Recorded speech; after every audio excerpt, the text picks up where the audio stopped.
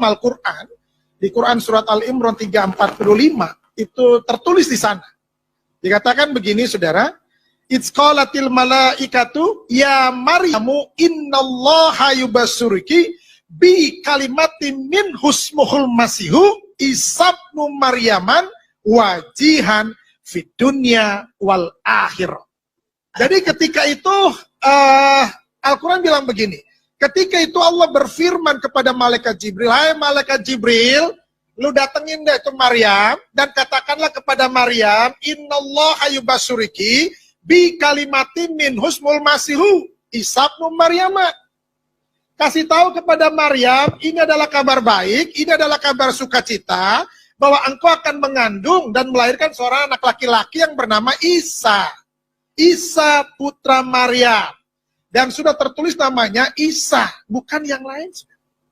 Isa putra Maryam. Siapa dia? Dia itu adalah wajihan fid dunya wal akhirah.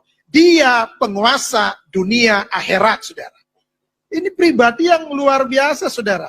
Itu sebabnya Al-Quran mengaminkan bahwa seluruh dunia, siapapun dia yang masih manusia, itu harus merayakan Natal.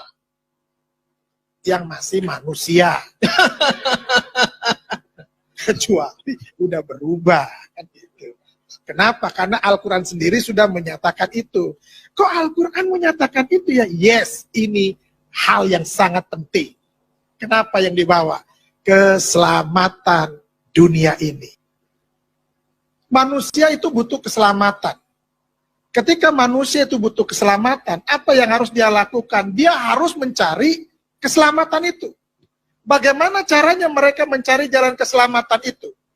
Ada yang rambutnya dibotakin supaya kudus. Kan? Ada yang harus menghadap ke arah mata angin, karena di sanalah ada Tuhannya untuk selamat. Lalu ada juga yang harus mengorbankan korban untuk selamat. Harus bawa sesajen untuk selamat. Nah, kalau di dalam Yesus itu nggak butuh yang kayak gitu-gitu. Justru ketika manusia tidak menemukan jalan keselamatan itu, apa yang harus mereka lakukan? Mereka harus mencari yang namanya sirotol mustaqim, jalan keselamatan itu penting bagi manusia.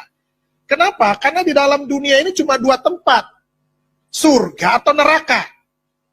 Nah, semua manusia pengennya ke surga, betul ya? Tapi ingat, kalau mau ke surga, harus kenal sama yang punya surga. Kalau kagak kenal, ya mikir aja sendiri kan gitu. Makanya dia harus hadir ke dunia ini, Tuhan harus jadi manusia. Kenapa? Karena dia sudah mengirim rasul-rasul, sudah mengirim nabi-nabi, tetapi manusia tetap keras kepala. Gak bakalan gue mau. Pokoknya gue mau suka-suka gue, semau gue katanya kan. Lalu bagaimana? Ini Tuhan ini punya kasihnya begitu luar biasa. Yang tadi sudah disinggung, karena begitu besar kasih Allah. Apa yang Tuhan mau lakukan? Ini manusia ini harus, semuanya ini harus masuk surga.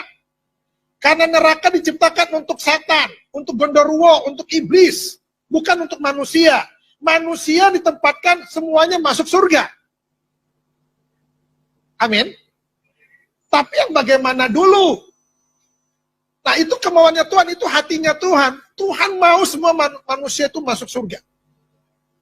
Bagaimana caranya untuk Tuhan menyelamatkan manusia? Dia harus jadi manusia. Kenapa harus jadi manusia? Karena yang diselamatkan manusia, bukan monyet.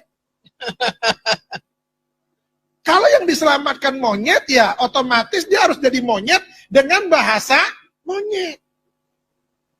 Tapi yang diselamatkan manusia, itu sebabnya dia harus jadi manusia. Makanya ada yang bilang, Tuhannya orang Kristen mah lucu, jadi manusia. Suka-suka dia. Dia mau jadi apa ke suka-suka dia. Ya puji Tuhan, yang diselamatkan target utamanya adalah manusia, maka dia harus jadi manusia dengan bahasa manusia. Dengan gaya hidup seperti manusia. Nggak mungkin dia datang sebagai roh. Kenapa? Ngeri. Ada suara, nggak ada wujud.